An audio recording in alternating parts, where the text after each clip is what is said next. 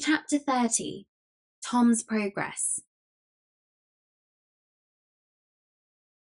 Whilst the true king wandered about the land poorly clad, poorly fed, cuffed and derided by tramps one while, herding with thieves and murderers in a jail another, and called idiot and impostor by all impartially, the mock king, Tom Canty, enjoyed quite a different experience.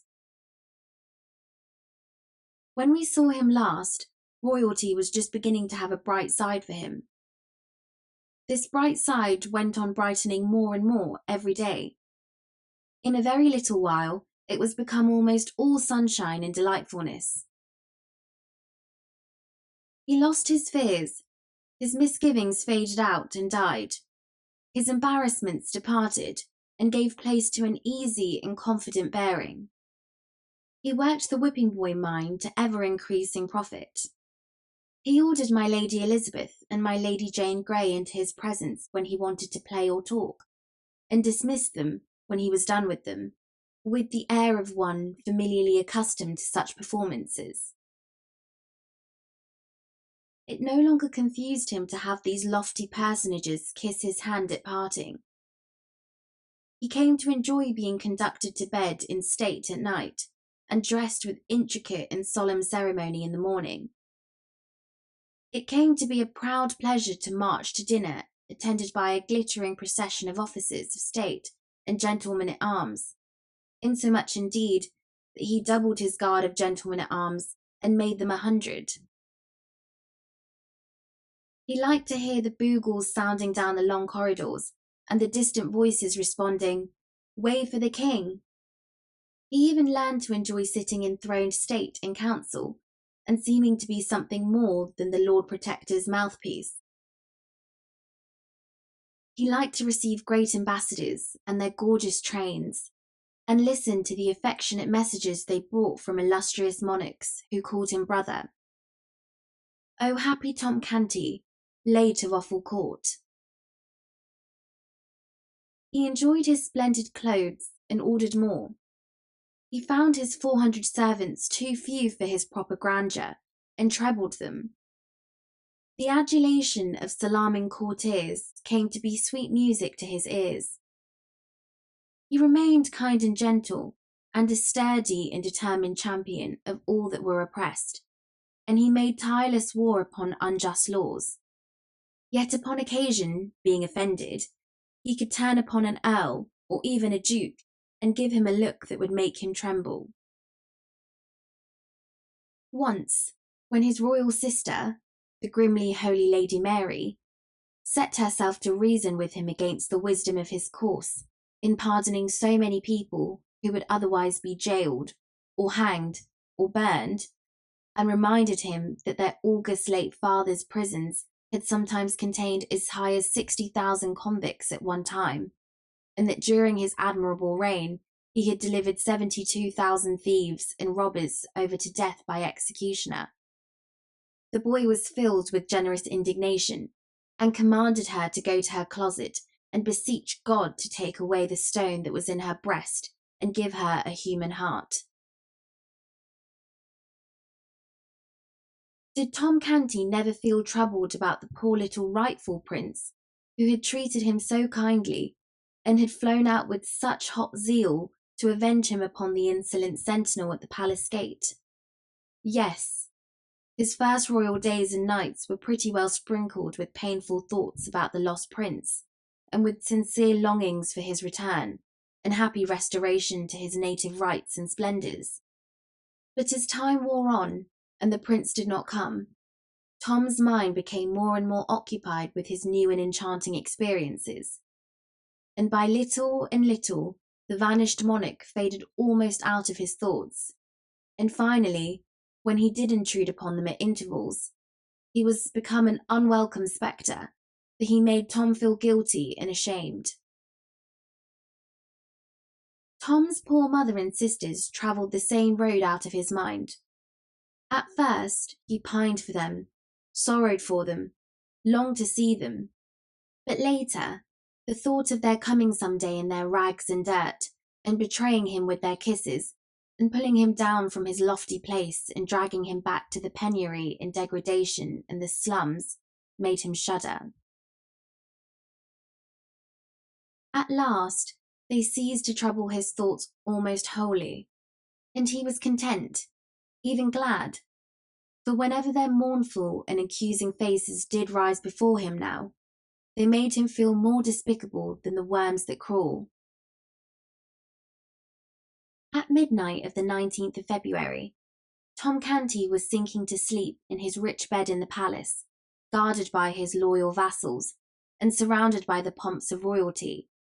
A happy boy, for tomorrow was the day appointed for his solemn crowning as King of England.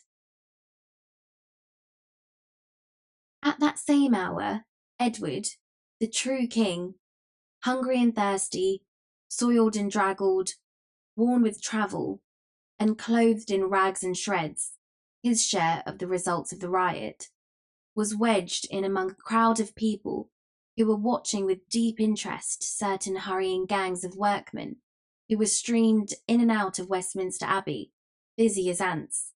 They were making the last preparation for the royal coronation. Chapter 31. The Recognition Procession. When Tom Canty awoke the next morning, the air was heavy with a thunderous murmur. All the distances were charged with it. It was music to him, for it meant that the English world was out in its strength to give loyal welcome to the great day.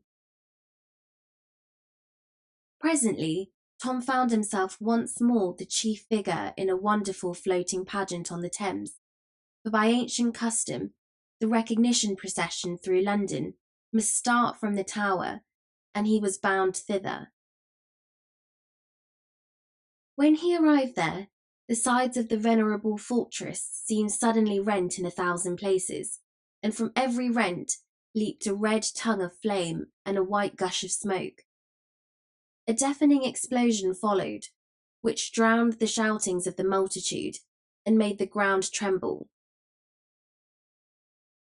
The flame jets, the smoke, and the explosions were repeated over and over again with marvellous celerity, so that in a few moments the old tower disappeared in the vast fog of its own smoke, all but the very top of the tall pile called the White Tower. This, with its banners, stood out above the dense bank of vapour as a mountain peak projects over a cloud rack. Tom Canty, splendidly arrayed, mounted a prancing war steed, whose rich trappings almost reached to the ground. His uncle, the Lord Protector Somerset, similarly mounted, took place in his rear. The King's Guard formed in single ranks on either side, clad in burnished armour. After, the Protector followed a seemingly interminable procession of resplendent nobles, attended by their vassals. After these came the Lord Mayor and the aldermanic body, in crimson velvet robes, and with their gold chains across their breasts. And after these, the officers and members of all the guilds of London, in rich raiment, and bearing the showy banners of the several corporations. Also in the procession, as a special guard of honour through the city, was the ancient and honourable Artillery Company, an organisation already 300 years old at the time, and the only military body in England possessing the privilege, which it still possesses in our day, of holding itself independent of the commands of Parliament. It was a brilliant spectacle, and was hailed with acclamations all along the line as it took its stately way through the packed multitudes of citizens.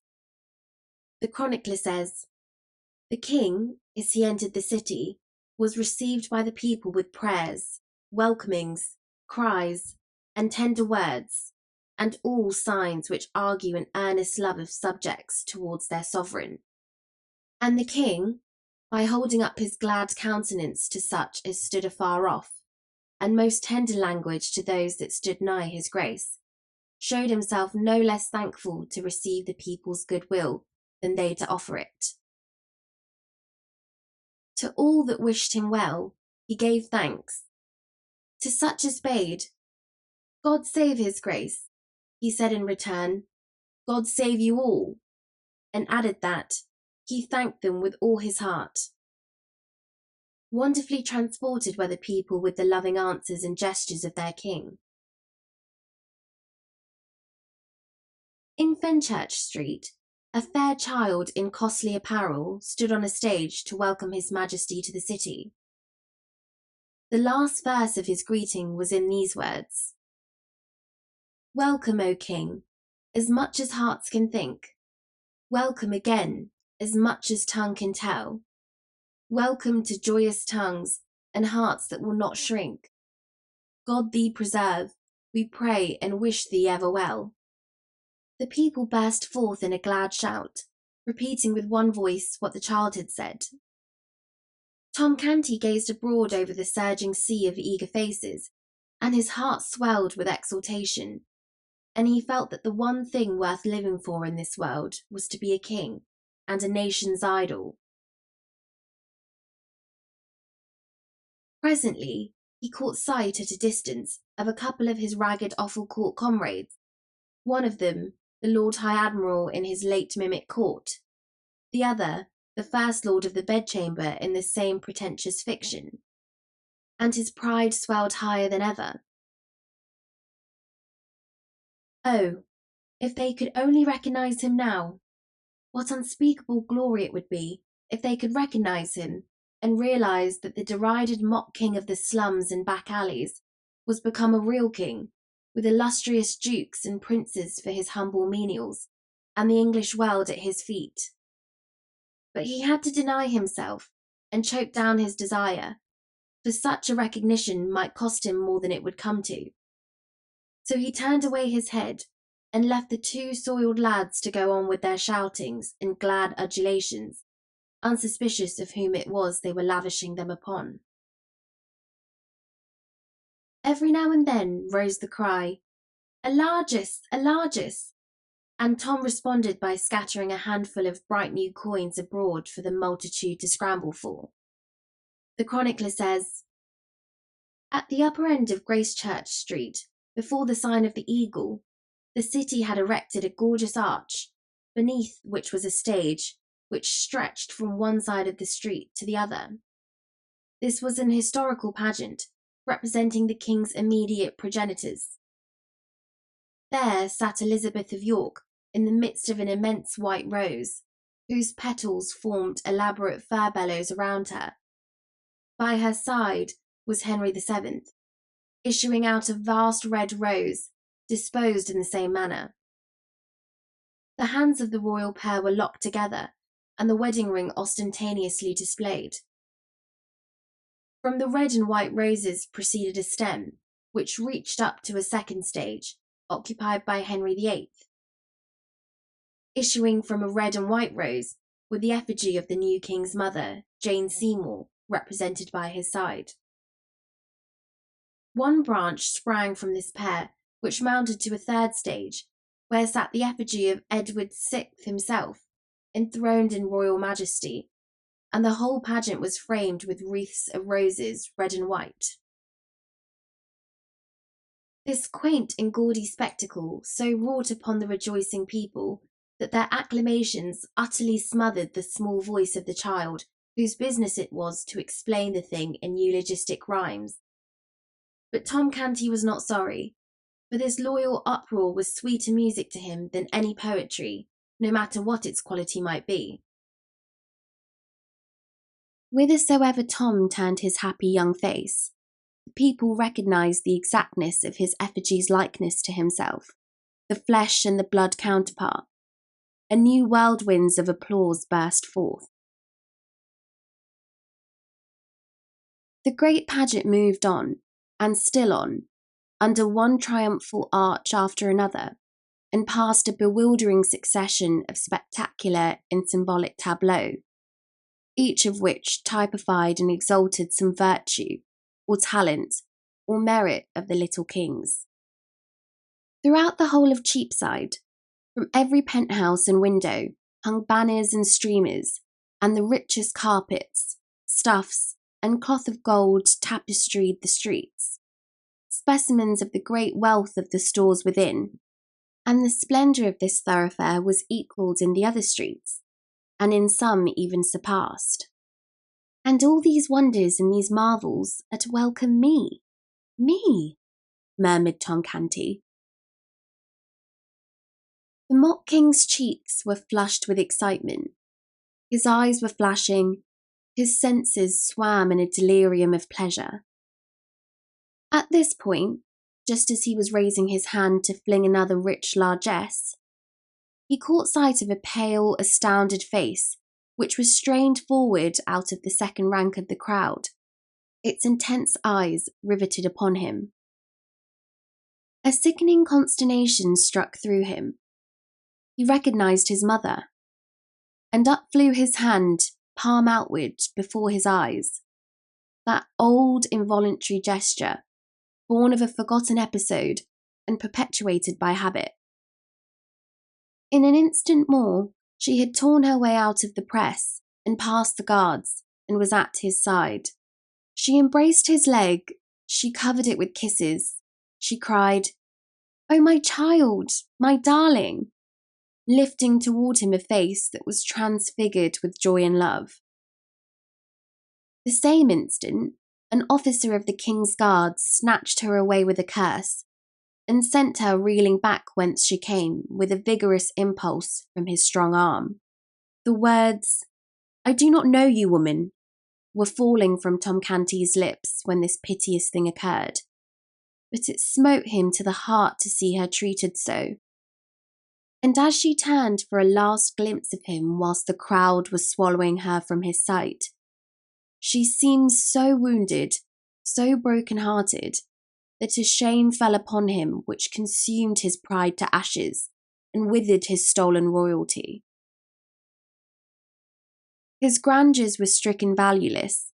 They seemed to fall away from him like rotten rags.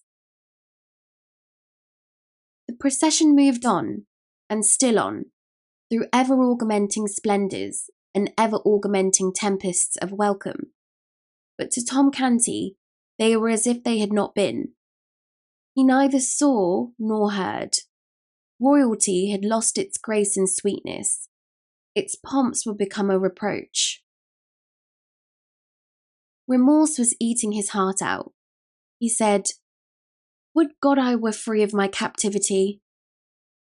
He had unconsciously dropped back into the phraseology of the first days of his compulsory greatness. The shining pageant still went winding like a radiant and interminable serpent down the crooked lanes of the quaint old city and through the huzzaing hosts. But still, the king rode with bowed head and vacant eyes, seeing only his mother's face and that wounded look in it. "Largesse, largesse!" The cry fell upon an unheeding ear. "Long live Edward of England!" It seemed as if the earth shook with the explosion, but there was no response from the king. He heard it only as one hears the thunder of the surf when it is blown to the ear out of a great distance, for it was smothered under another sound which was still nearer, in his own breast, in his accusing conscience, a voice which kept repeating those shameful words, "I do not know you, woman." The words smote upon the king's soul, as the strokes of a funeral bell smite upon the soul of a surviving friend when they remind him of secret treachery suffered at his hands by him that is gone. New glories were unfolded at every turning. New wonders, new marvels sprang into view. The pent clamours of waiting batteries were released. New raptures poured from the throats of the waiting multitudes. But the king gave no sign, and the accusing voice that went moaning through his comfortless breast was all the sound he heard. By and by, the gladness in the faces of the populace changed a little, and became touched with something like solicitude or anxiety. An abatement in the volume of the applause was observable too. The Lord Protector was quick to notice these things. He was as quick to detect the cause, He spurred to the king's side, bent low in his saddle, uncovered, and said, "My liege, it is an ill time for dreaming. The people observe thy downcast head, thy cloudy mien, and they take it for an omen. Be advised, unveil the sun of royalty and let it shine upon these boding vapours and disperse them. Lift up thy face and smile upon the people." So saying, the Duke scattered a handful of coins to right and left, then retired to his place. The mock king did mechanically as he had been bidden. His smile had no heart in it, but few eyes were near enough or sharp enough to detect that. The noddings of his plumed head as he saluted his subjects were full of grace and graciousness. The largesse which he delivered from his hand was royally liberal. So the people's anxiety vanished, and the acclamations burst forth again in as mighty a volume as before. Still, once more, a little before the progress was ended, the Duke was obliged to ride forward and make remonstrance. He whispered, "O dread sovereign, shake off these fatal humours. The eyes of the world are upon thee." Then he added with sharp annoyance, "Perdition catch that crazy pauper. 'Twas she that hath disturbed your highness." The gorgeous figure turned a lustrous eye upon the Duke and said in a dead voice, "She was my mother." "My God," groaned the Protector as he reined his horse backward to his post. "The omen was pregnant with prophecy. He gone mad again." Chapter 32. Coronation Day. Let us go backward a few hours and place ourselves in Westminster Abbey at 4 o'clock in the morning of this memorable Coronation Day.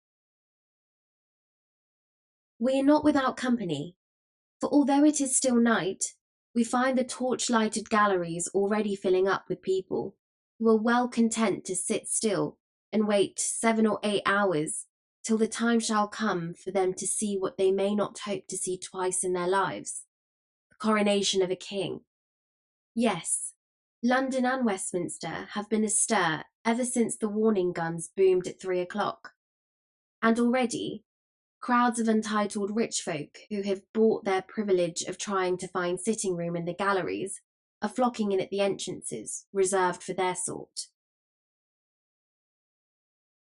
The hours drag along tediously enough. All stir has ceased for some time, for every gallery has long ago been packed. We may sit now and look and think at our leisure. We have glimpses here and there and yonder, through the dim cathedral twilight, of portions of many galleries and balconies, wedged full with other people, the other portions of these galleries and balconies being cut off from sight by intervening pillars and architectural projections. We have in view the whole of the great North Transport, empty and waiting for England's privileged ones. We see also the ample area or platform, carpeted with rich stuffs, whereon the throne stands. The throne occupies the centre of the platform, and is raised above it upon an elevation of 4 steps. Within the seat of the throne is enclosed a rough flat rock, the stone of Scone, which many generations of Scottish kings sat on to be crowned, and so it in time became holy enough to answer a like purpose for English monarchs. Both the throne and its footstool are covered with cloth of gold. Stillness reigns. The torches blink dully. The time drags heavily. But at last, the lagging daylight asserts itself. The torches are extinguished, and a mellow radiance suffuses the great spaces. All features of the noble building are distinct now, but soft and dreamy, for the sun is lightly veiled with clouds. At 7 o'clock, the first break in the drowsy monotony occurs, for on the stroke of this hour, the first peeress enters the transept, clothed like Solomon for splendour, and is conducted to her appointed place by an official clad in satins and velvets, whilst a duplicate of him gathers up the lady's long train, follows after, and when the lady is seated, arranges the train across her lap for her. He then places her footstool according to her desire, after which he puts her coronet where it will be convenient to her hand, when the time for the simultaneous coroneting of the nobles shall arrive. By this time, the peeresses are flowing in a glittering stream, and the satin-clad officials are flitting and glinting everywhere, seating them and making them comfortable. The scene is animated enough now. There is stir and life and shifting colour everywhere. After a time, quiet resigns again, for the peeresses are all come and are all in their places. A solid acre or such a matter of human flowers, resplendent in variegated colours, and frosted like a Milky Way with diamonds. There are all ages here, brown, wrinkled, white-haired dowagers who are able to go back and still back down the stream of time and recall the crowning of Richard III and the troublous days of that old forgotten age. And there are handsome middle-aged dames, and lovely and gracious young matrons, and gentle and beautiful young girls with beaming eyes and fresh complexions, who may possibly put on their jewelled coronets awkwardly when the great time comes, for the matter will be new to them, and their excitement will be a sore hindrance. Still, this may not happen, for the hair of all these ladies has been arranged with a special view to the swift and successful lodging of the crown in its place when the signal comes. We have seen that this massed array of peeresses is sewn thick with diamonds, and we also see that it is a marvellous spectacle. But now we are about to be astonished in earnest. About 9, the clouds suddenly break away, and a shaft of sunshine cleaves the mellow atmosphere, and drifts slowly along the ranks of ladies, and every rank it touches flames into a dazzling splendour of many-coloured fires, and we tingle to our fingertips with the electric thrill that is shot through us by the surprise and the beauty of the spectacle. Presently, a special envoy from some distant corner of the Orient, marching with the general body of foreign ambassadors, crosses this bar of sunshine, and we catch our breath. The glory that streams and flashes the palpates about him is so overpowering that he is crusted from head to heel with gems, and his slightest movement showers a dancing radiance all around him. Let us change the tense for convenience. The time drifted along 1 hour, 2 hours, 2 hours and a half. Then the deep booming of artillery told that the king and his grand procession had arrived at last, so the waiting multitude rejoiced. All knew that a further delay must follow, for the king must be prepared and robed for the solemn ceremony. But this delay would be pleasantly occupied by the assembling of the peers of the realms in their stately robes. These were conducted ceremoniously to their states, and their coronets placed conveniently at hand. And meanwhile the multitude in the galleries were alive with interest, for most of them were beholding for the first time dukes, earls and barons, whose names had been historical for 500 years. When all were finally seated, the spectacle from the galleries and all the coigns of vantage was complete, a gorgeous one to look upon and to remember. Now the robed and mitred great heads of the church and their attendants filed in upon the platform and took their appointed places. These were followed by the Lord Protector and other great officials, and these again by a steel-clad detachment of the guard. There was a waiting pause, then at a signal a triumphant peal of music burst forth, and Tom Canty, clothed in a long robe of cloth of gold, appeared at a door and stepped upon the platform. The entire multitude rose, and the ceremony of recognition ensued. The noble anthem swept the abbey with its rich waves of sound, and thus heralded and welcomed, Tom Canty was conducted to the throne. The ancient ceremonies went on with impressive solemnity, whilst the audience gazed, and as they drew nearer and nearer to completion, Tom Canty grew pale and still paler, and a deep and steadily deepening woe and despondency settled down upon his spirits and upon his remorseful heart. At last, the final act was at hand. The Archbishop of Canterbury lifted up the crown of England from its cushion and held it out over the trembling mock king's head. In the same instant, a rainbow radiance flashed along the spacious transept, for with one impulse, every individual in the great concourse of nobles lifted a coronet and poised it over his or her head, and paused in that attitude. A deep hush pervaded the abbey. At this impressive moment, a startling apparition intruded upon the scene. An apparition observed by none in the absorbed multitude until it suddenly appeared moving up the great central aisle. It was a boy, bareheaded, ill-shod and clothed in coarse plebeian garments that were falling to rags. He raised his hand with a solemnity which ill comported with his soiled and sorry aspect, and delivered this note of warning. I forbid you to set the crown of England upon that forfeited head. I am the king. In an instant, several indignant hands were laid upon the boy, but in the same instant, Tom Canty, in his regal vestments, made a swift step forward and cried out in a ringing voice, Loose him, and forbear! He is the king! A sort of panic of astonishment swept the assemblage, and they partly rose in their places and stared in a bewildered way at one another and at the chief figures in the scene, like persons who wondered whether they were awake and in their senses, or asleep and dreaming. The Lord Protector was amazed at the rest, but quickly recovered himself, and exclaimed in a voice of authority, Mind not his majesty, his malady is upon him again. Seize the vagabond.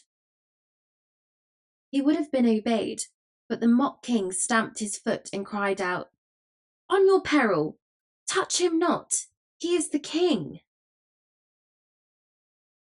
The hands were withheld. A paralysis fell upon the house. No one moved. No one spoke. Indeed, no one knew how to act or what to say in so strange and surprising an emergency.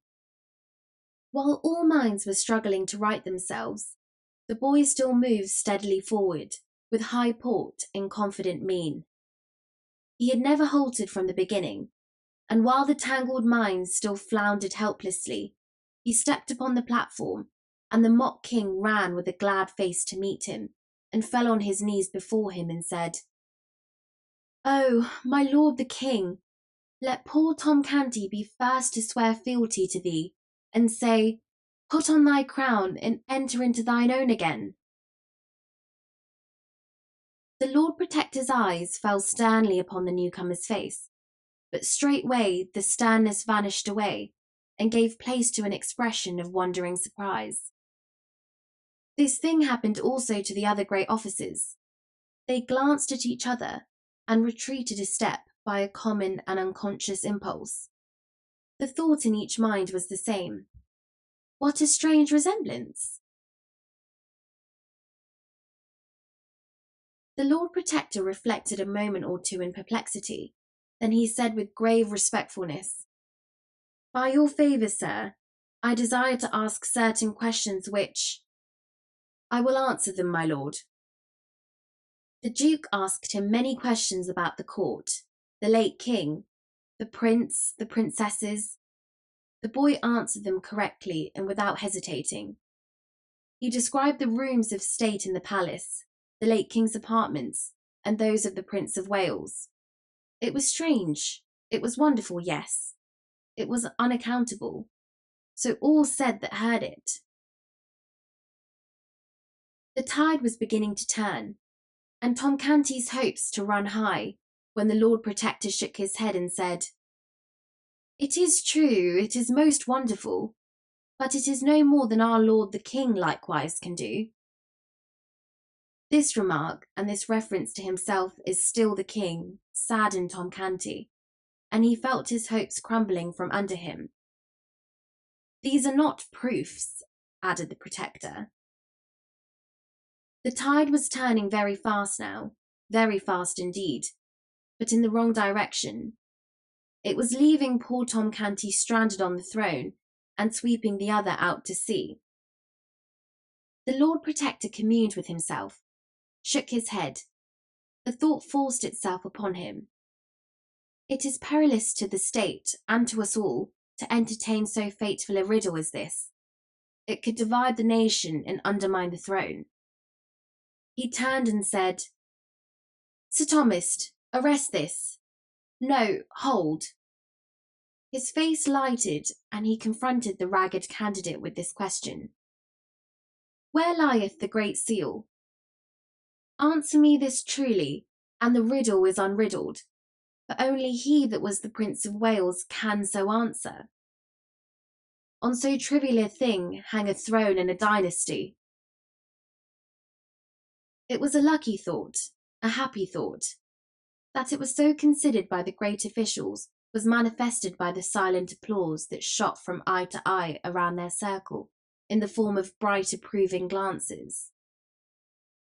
Yes, none but the true prince could dissolve the stubborn mystery of the vanished Great Seal. This forlorn little impostor had been taught his lesson well, but here his teachings must fail, for his teacher himself could not answer that question. Ah, very good indeed.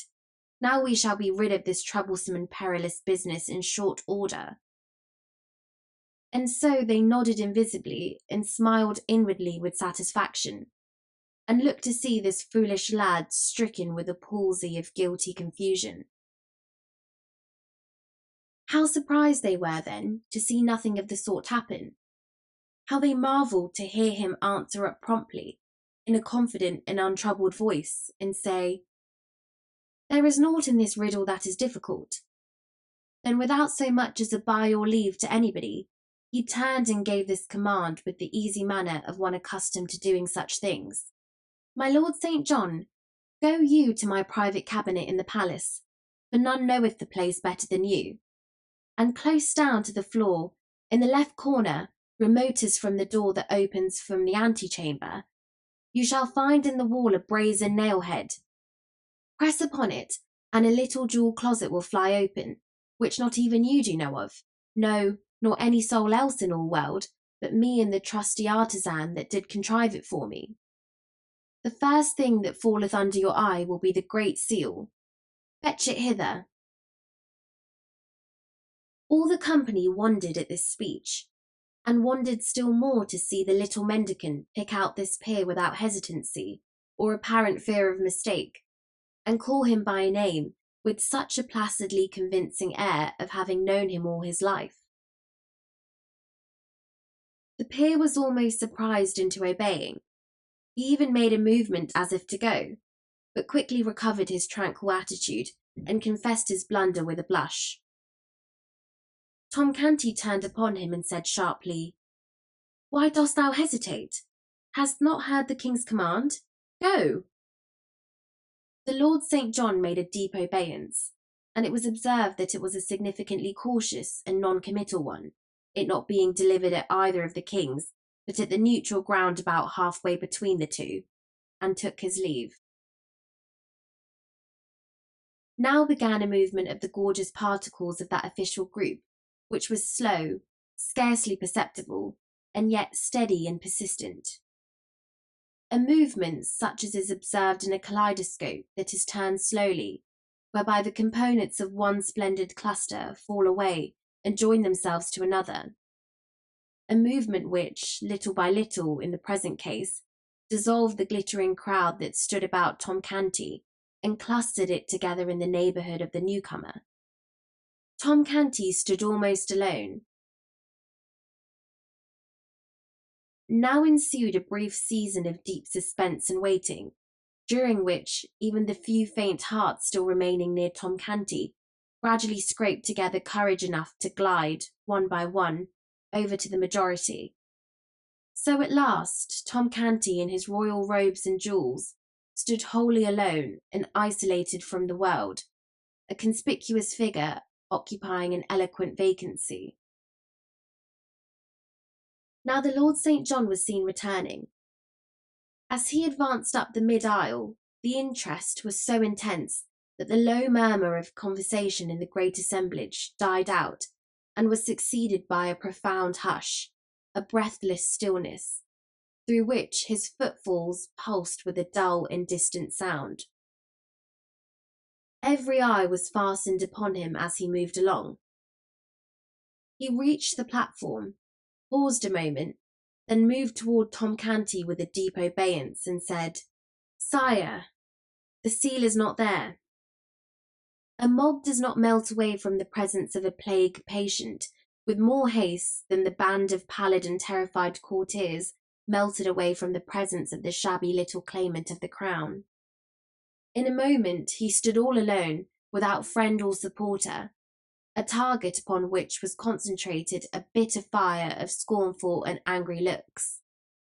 The Lord Protector called out fiercely, "Cast the beggar into the street and scourge him through the town. The paltry knave is worth no more consideration." Officers of the guard sprang forward to obey, but Tom Canty waved them off and said, "Back! Whoso touches him perils his life." The Lord Protector was perplexed in the last degree. He said to the Lord St. John, "Searched ye well? But it's boots not to ask that. It doth seem passing strange. Little things, trifles, slip out of one's ken, and one does not think it matter for surprise. But how so bulky a thing as the seal of England can vanish away, and no man be able to get track of it again? A massy golden disc." Tom Canty, with beaming eyes, sprang forward and shouted, "Hold! That is enough. Was it round and thick, and had it letters and devices graved upon it? Yes? Oh, now I know what this great seal is that there's been such worry and pother about. And he had described it to me. He could have had it 3 weeks ago. Right, well, I know where it lies, but it was not I that put it there first." "Who then, my liege?" asked the Lord Protector. "He that stands there, the rightful King of England, and he shall tell you himself where it lies. Then you will believe he knew it of his own knowledge. Bethink thee, my king, spur thy memory. It was the very last thing thou didst that day before thou didst rush forth from the palace, clothed in my rags, to punish the soldier that insulted me." A silence ensued, undisturbed by a movement or a whisper, and all eyes were fixed upon the newcomer, who stood with bent head and corrugated brow, groping in his memory among a thronging multitude of valueless recollections for one single little elusive fact, which found would seat him upon a throne, unfound would leave him as he was, for good and all, a pauper and an outcast. Moment after moment passed. The moments built themselves into minutes. Still the boy struggled silently on and gave no sign. But at last he heaved a sigh, shook his head slowly, and said with a trembling lip and in a despondent voice, "I call this scene back, all of it, but the seal hath no place in it." He paused, then looked up and said with gentle dignity, "My lords and gentlemen, if ye will rob your rightful sovereign of his own for lack of this evidence, which he was not able to furnish, I may not stay ye, being powerless, but—" "Oh folly, oh madness, my king!" cried Tom Canty in a panic. "Wait, think, do not give up. The cause is not lost, nor shall be neither. List to what I say. Follow every word. I'm going to bring that morning back again, every hap just as it happened." We talked. I told you of my sisters, Nan and Bet. Ah, yes, you remember that? And about mine old grandam, and the rough games of the lads of Offal Court. Yes, you remember these things also. Very well, follow me still, you shall recall everything.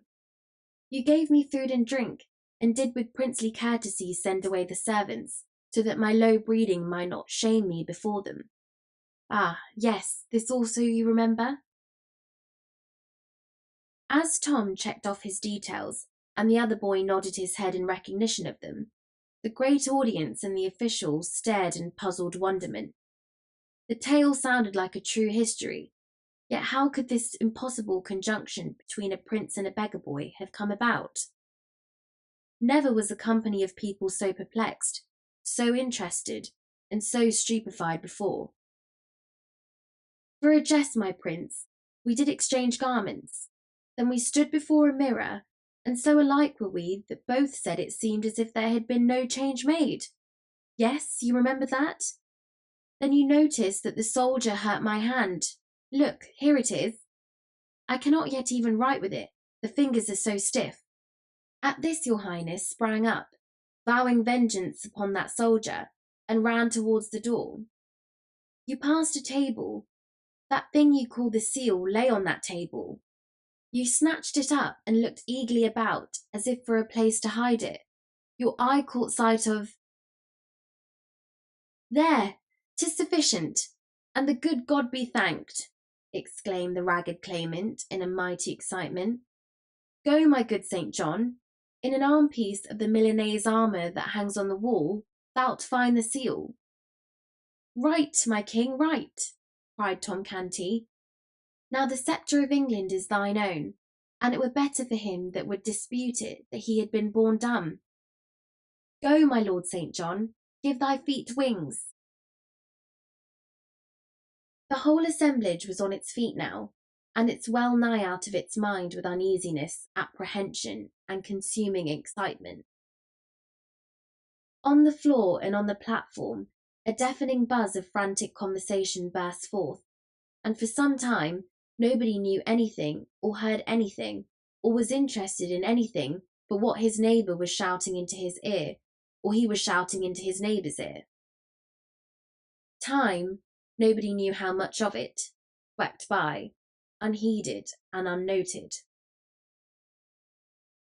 At last a sudden hush fell upon the house, and in the same moment St. John appeared upon the platform and held the great seal aloft in his hand. Then such a shout went up. Long live the true king! For 5 minutes the air quaked with shouts and the crash of musical instruments, and was white with a storm of waving handkerchiefs.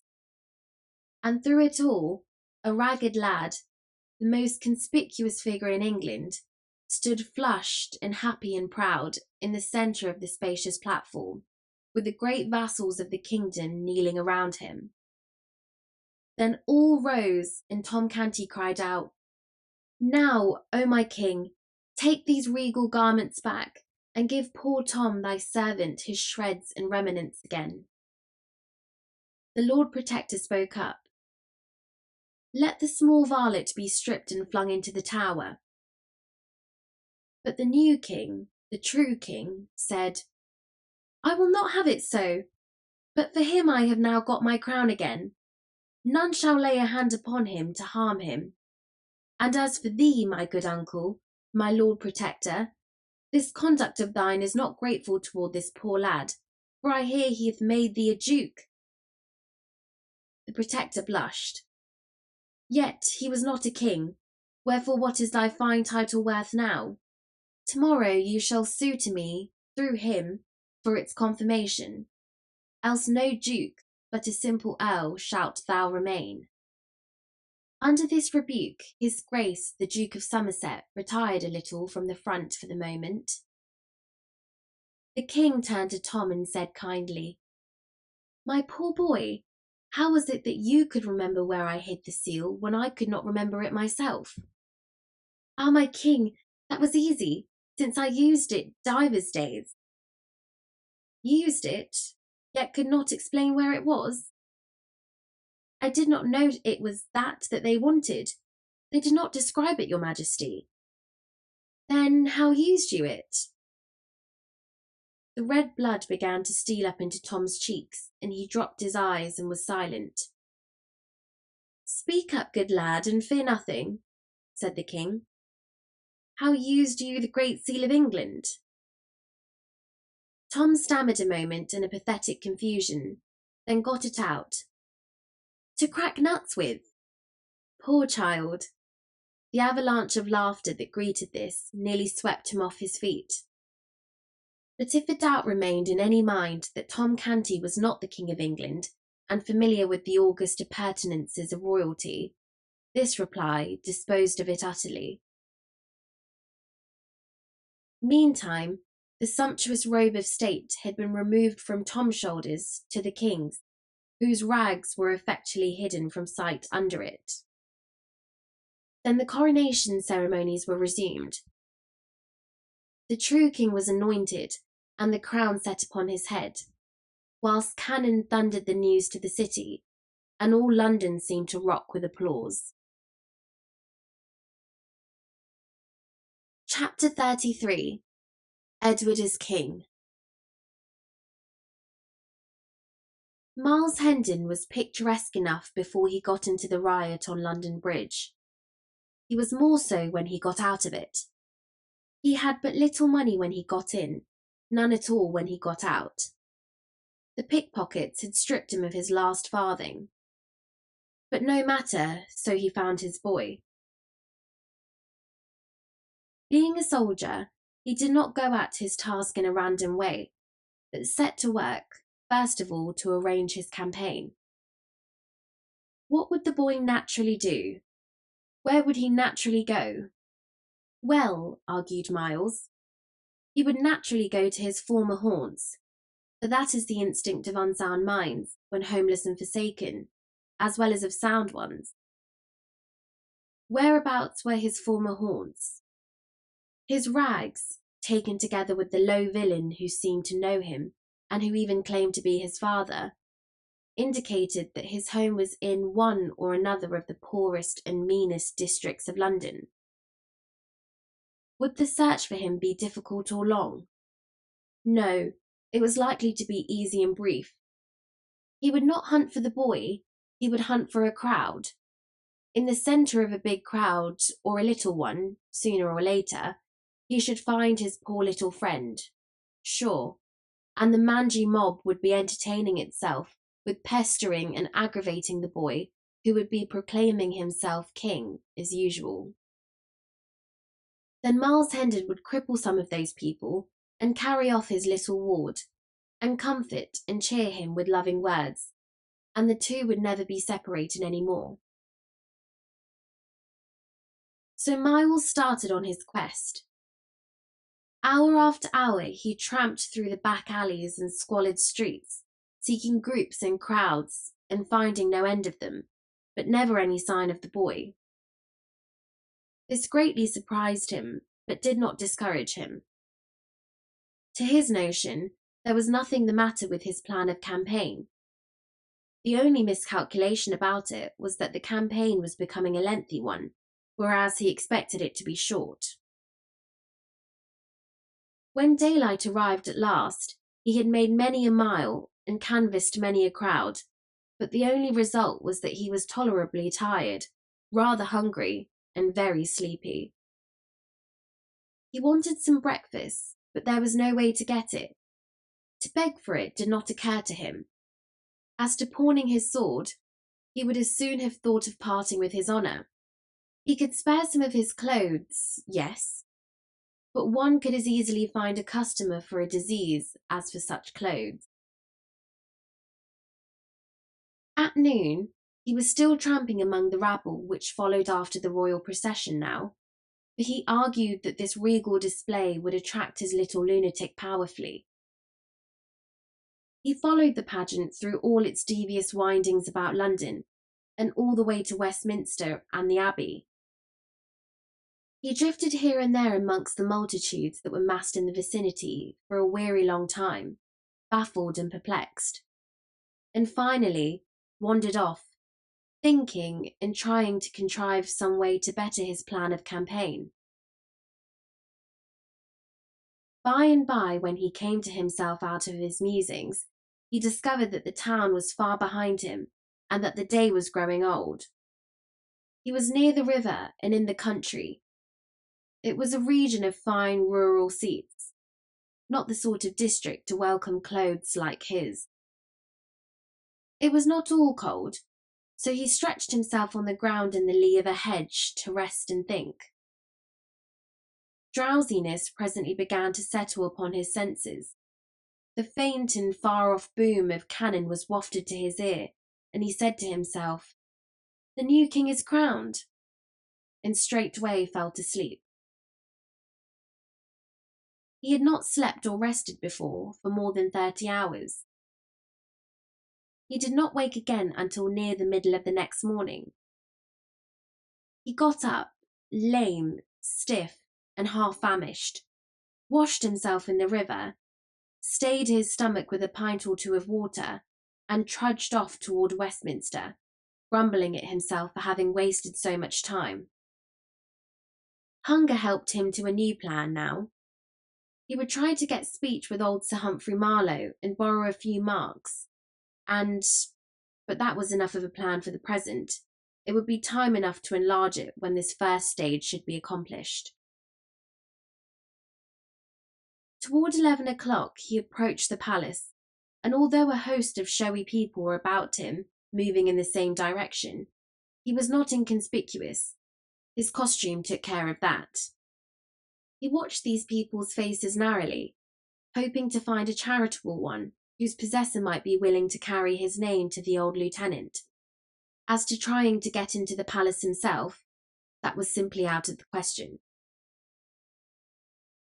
Presently, our whipping boy passed him, then wheeled about and scanned his figure well, saying to himself, "And that is not the very vagabond his majesty is such a worry about. Then am I an ass?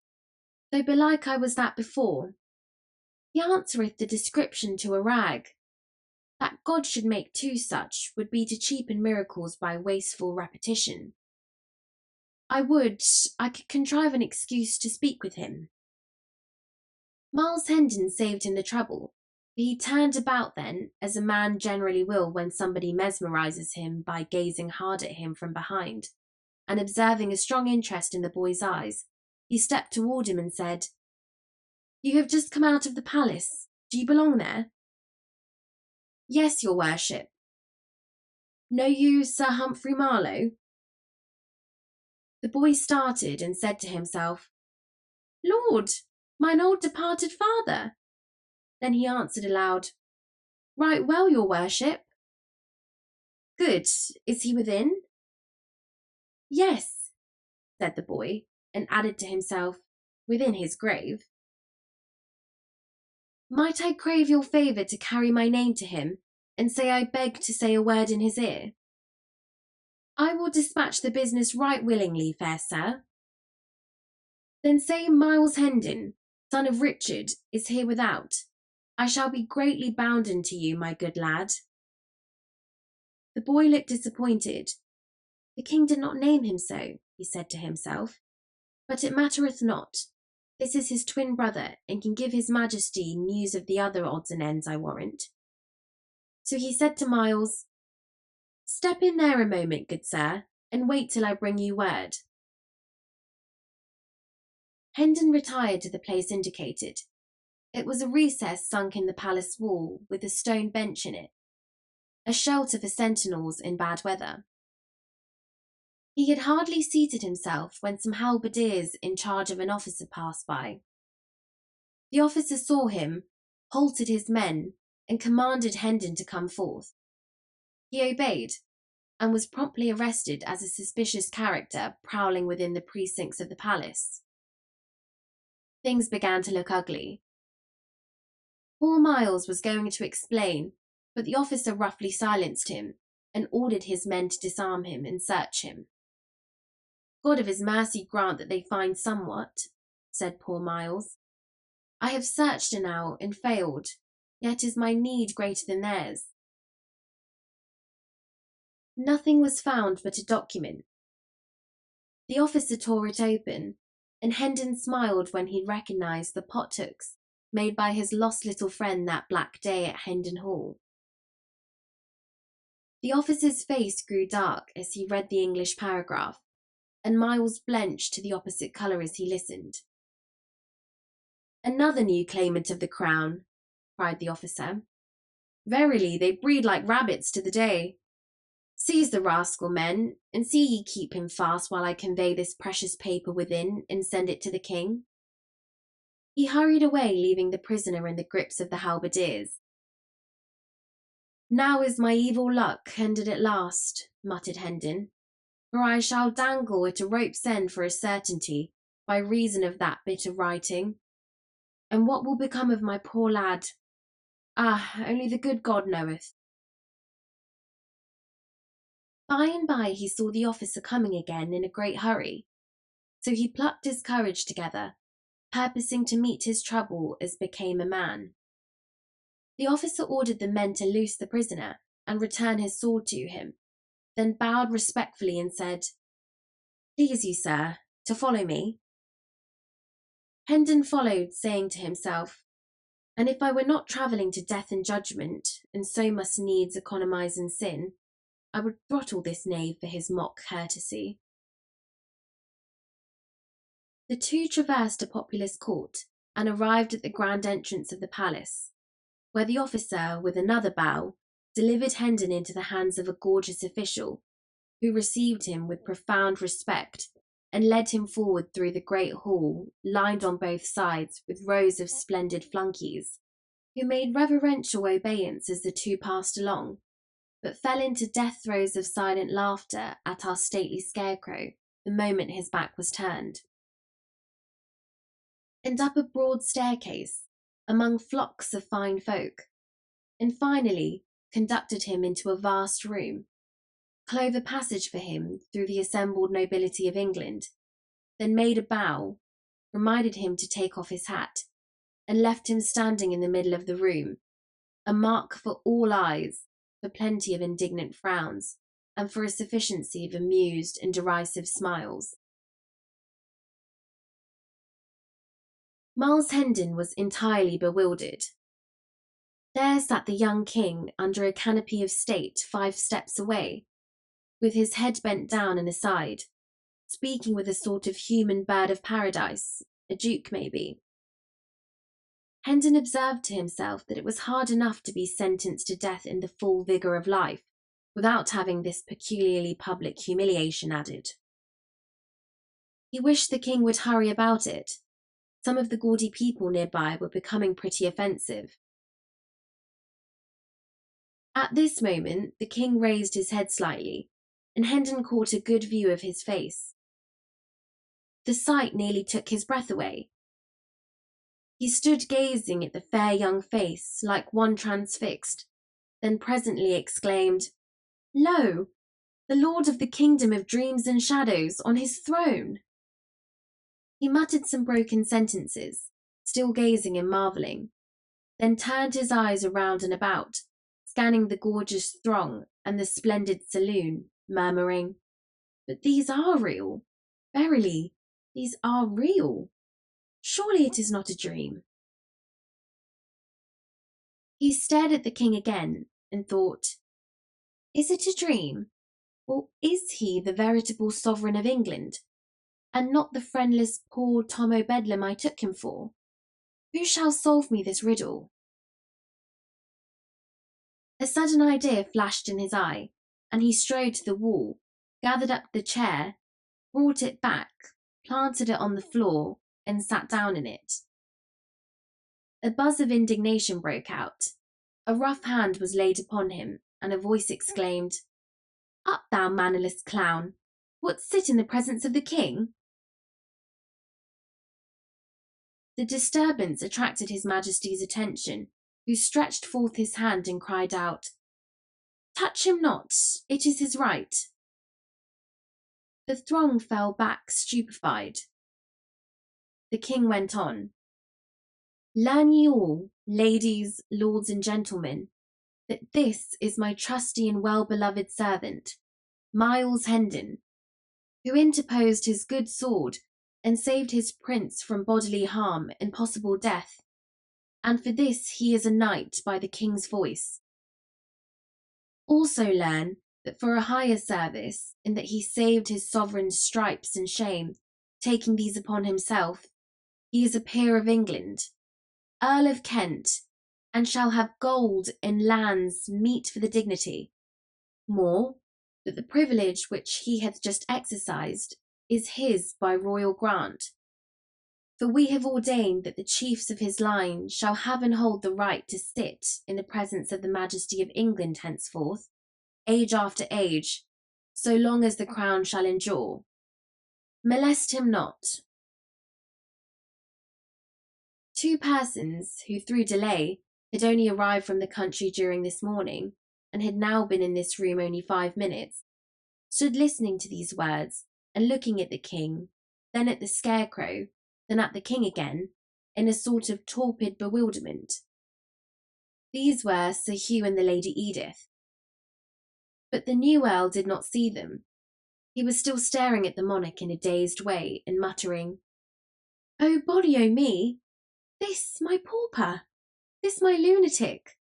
This is he whom I would show what grandeur was in my house of 70 rooms and 27 servants! This is he who had never known aught but rags for raiments, kicks for comfort, and offal for diet.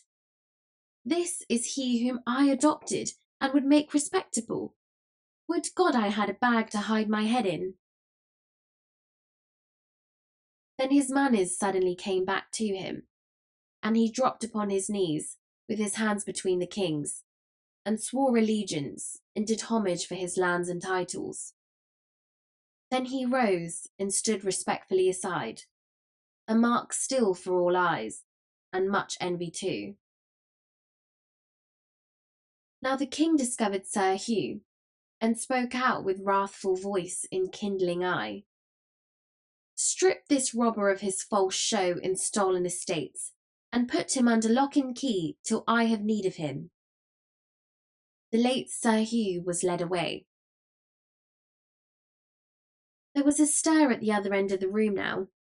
The assemblage fell apart, and Tom Canty, quaintly but richly clothed, marched down between these living walls, preceded by an usher.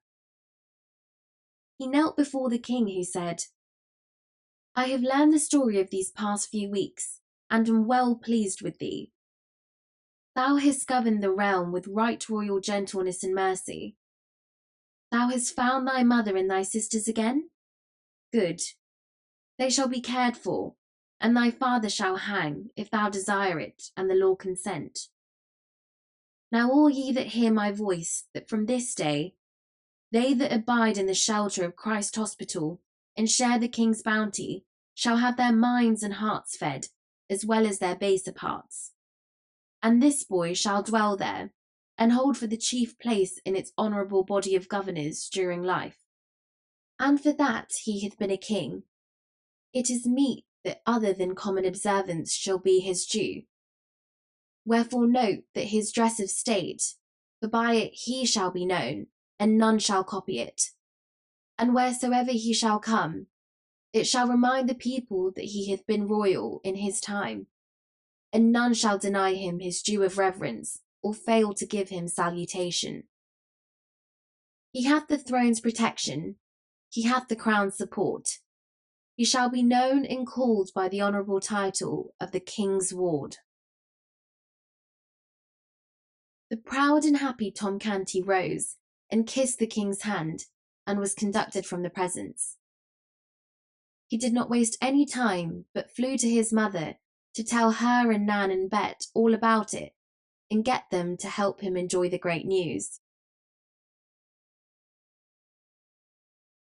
Conclusion, justice, and retribution.